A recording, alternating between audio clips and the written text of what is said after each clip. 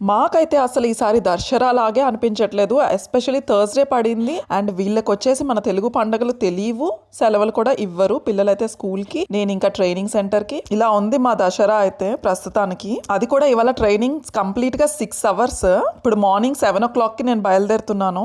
Return ఇంటికి వచ్చేటప్పటికి 3 అయిపోతుంది. అంటే ఆల్మోస్ట్ సగం పండగ అయిపోయినట్టే. పాపం మా వారు మాత్రం మంచిగా సెలవు పెట్టుకొని ఇంట్లోనే ఉన్నారు. ఇక మార్నింగే వెళ్ళిపోవడం వల్ల వంట కూడా నాకైతే చేయడం అవ్వలేదు. సో మా వారైతే నేను వచ్చేటప్పటికి మంచిగా మటన్ కర్రీ చేసి ఉంచారు. అది కూడా మార్నింగ్ కంగారులో అసలు ఏం తిన్నానో కూడా గుర్తునే లేదు. అంత ఎర్లీ మార్నింగ్ ట్రైనింగ్ అనేసరికి అసలు ఏంటో చాలా హరీబరీ అయిపోతుంది. సో అటు నుంచి వచ్చేటప్పటికి ఇలా మంచిగా మటన్ కర్రీ అయితే నా కోసం వెయిట్ చేస్తుంది. అన్నట్లు మీకు చెప్పడం మర్చిపోయా కదా, పొద్దున ట్రైనింగ్ సెక్షన్ కి వెళ్ళేటప్పుడు నేనైతే ఇలా క్రిస్మస్ కేక్స్ ఉంటాయి, అది కొని తీసుకువెళ్ళాను. యాక్చువల్లీ మనకి పండగ అనేసరికి ఎవరో ఒకరి నోరు స్వీట్ చేయడం అనేది బాగా ట్రెడిషన్ కదా. ఈవెన్ మనము తింటాము, అవతల వాళ్ళకి కూడా స్వీట్స్ అనేవి ఇస్తాం కదా. సో నాకు బాగా క్లోజ్ ఫ్రెండ్స్ అయిన వాళ్ళందరి కోసం కూడా తీసుకొచ్చాను. మా ఫ్రెండ్స్ అయితే ఎంత ముచ్చట పడిపోతున్నారంటే, ఏంటి కేక్ తీసుకువెళ్తేనే ముచ్చట పడిపోతారా అనుకోకండి. ఎందుకంటే మన ఇండియన్ ఫెస్టివల్స్ ఎప్పటికప్పుడే అవుతూనే ఉంటాయి. సో నేను ఈ పండగ ఆ పండగ అని ఏదో ఒక అకేషన్ కి ఏదో ఒక స్వీట్ తీసుకువెళ్తూనే ఉంటాను. వాళ్ళకైతే ఫుల్ హ్యాపీ. అసలు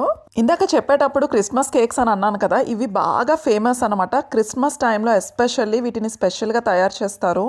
చాలా ఎక్స్పెన్సివ్ అని అయితే చెప్పలేను, కానీ ఎక్స్పెన్సివే.